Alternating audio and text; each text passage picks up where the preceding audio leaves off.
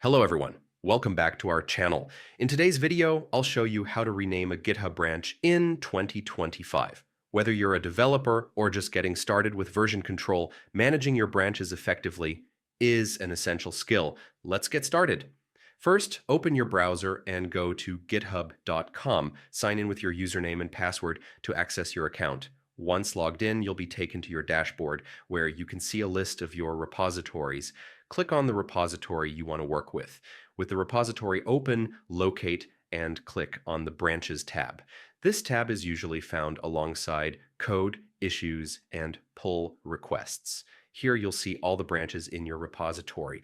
Branches allow you to work on different features or versions of your project without affecting the main code. To rename a branch, find the three-dot icon next to the branch you want to rename. Click it to open a drop-down menu and then select Rename Branch. The branch name will become editable.